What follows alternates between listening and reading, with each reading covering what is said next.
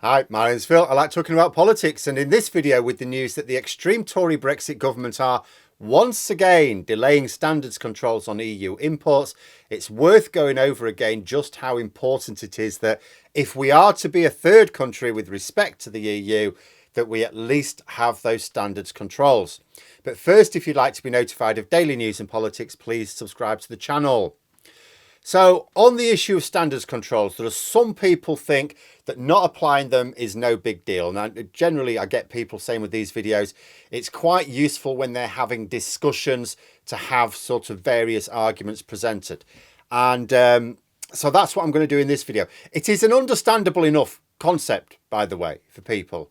It's not a stupid thing to think. Many members of the public will inevitably think about two things in downplaying the impact of this. If we say, well, we need the standards controls, I can understand how ordinary members of the public will go, well, do we?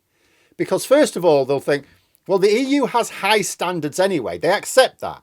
The EU has high standards. So if we're checking things from the EU, it's like, well, they're going to meet our standards, aren't they? So surely we can live without those checks. Second, that if we managed without these checks inside the EU, surely we're at no greater risk not applying them outside. They'll think, well, hang on a minute. If we weren't applying all these checks when we're in the EU, why do we need to do it now? Now, both of those concepts, as I say, are totally understandable, but they're also completely wrong. Let's go over each in turn before I explain the two hugely important reasons we need these standards controls.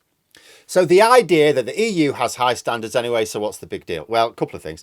First of all, not everything coming into Britain has to come from the EU. It may have made the final leg of its journey from an EU port, but that doesn't mean the produce comes from the EU. Also, EU countries have criminals, just like every other country in the world. Because they know we're not applying standards controls, they're sending dangerously unfit for consumption food across our borders all the time.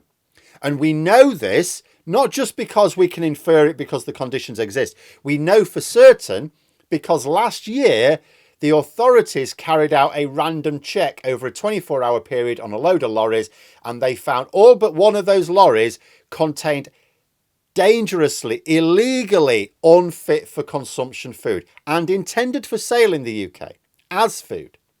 So we know this is happening. We know it's happening all the time. We know it's happening on a large scale. Then the second concept that, well, if there were any of these checks when we were in the EU, why do they need to be now?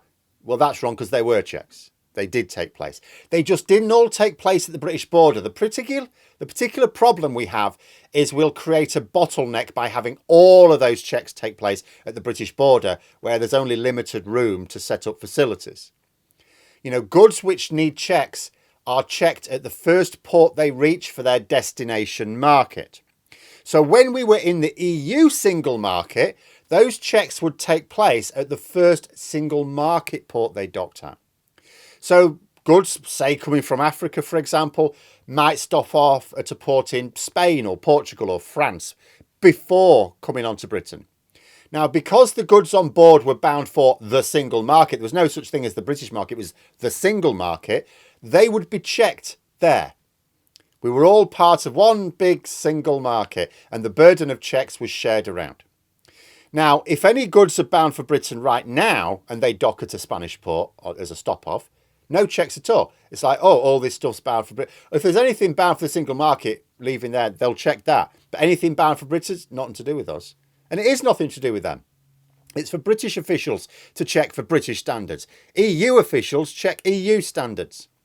So there are no checks of any kind for British standards until they attempt to enter a British port. And right now, there's no checks even then. But this is where, if there were a system in place. But the point is, checks did take place before. Just very few of them had to take place at British ports because only so many goods made their way to Britain without stopping off at a different EU port first. So those misconceptions hopefully out the way. What are the two huge reasons we must have these standards controls? The first is related to food security and the economy. It's all right, the Tories spreading disinformation about energy security, but they are crushing our food security. Right now, we're at high risk of importing a dangerous animal disease. UK vets and farmers are particularly concerned about the risk of African swine fever. Now, under the government's proposals, all live animals being imported into Britain will face checks once the system's in place. And that is because that is super high risk. But the system is not in place, so we're not carrying out those checks. It's not been in place since 2020, and the government have delayed it again. If we end up with an outbreak, it'll wipe out a substantial chunk of British farming. That will have several fairly terrible consequences. First, it removes a load of British produce from supermarket shelves straight away. That means we have to import more if we're going to avoid more shortages. Now, we're going to get some shortages anyway, and of course, it's going to increase food inflation. But there's already pressure on food supplies around Europe, so that's doubly problematic. It would also hit the economy because we'd be producing less ourselves and buying more from others. Tax revenues would also be lower, putting further pressure on budgets. But it would also harm our ability to export even healthy animals. Think about the BSE crisis over 20 years ago. Once there's a serious outbreak in your country, other countries are less inclined to buy from you. First of all, it may be initially because of the fear of the risk to their own market. But even when that's gone, so for example, after BSE, we belatedly put in controls which meant that we had the highest standards of beef in the world. But it will last after that, because what will happen is your competition, the foreign farmers in the other markets who are your competition, they'll convince their own governments to block sales from your market. So the economic damage far outlives the initial outbreak. The Tories are playing with fire here. If there were to be an outbreak in the next year before the election, they will be for it. It'll not only further batter their reputation for competence, but be another nail in the coffin of Brexit. That Brexiteers are encouraging this risk seems a special sort of madness. But the second reason is we need the controls for strategic purposes as well. Even if we thought, oh, well, the chance of an outbreak is quite small, which, it doesn't matter. The severity is quite serious. But even if you thought that, strategically we need them. Right now, British exports to the EU face full standards controls. That's a major trade barrier to our ability to make sales. We have to deal with all the paperwork, face full checks. But in return, we are applying none. So EU exporters don't have to bother with much in the way of declarations, no health certificates at all, no checks at all. It doesn't just give an easy time to smugglers, but actually legitimate businesses have a way easier time of it. Trade barriers between markets are supposed to be mutual, so that when you engage in trade talks to lower those barriers, you both have an incentive to agree some improvement. But our trade barriers to the EU are way lower than theirs are to us. So if we want to improve trade with the EU, and absolutely we do, how do those talks go? Because the way they're supposed to go is, okay, you lower your trade barriers to us and we'll lower ours to you. Well, the EU will go, well, yours are already low. We've got nothing much to bargain with. Right now, the EU say they're quite happy with the terms of the Trade and Cooperation Agreement. Of course they are. Boris Johnson gave them everything they wanted, plus more, because they knew we wouldn't be able to apply full import controls. And we have to get better conditions. Consider, take James Dyson, for example. He promoted Brexit. Soon as we were going to leave the EU, moved his entire business to Singapore. Why? Because countries in Asia have got an easier time trading with the EU than we do right next door. So, of course, we've got to develop a bargaining position. I've talked before about how Labour in government want to run trade talks with the EU in parallel with security talks. Because on trade, we haven't really got any leverage. But on security, yeah, that's an area where we've got something to bring to the table.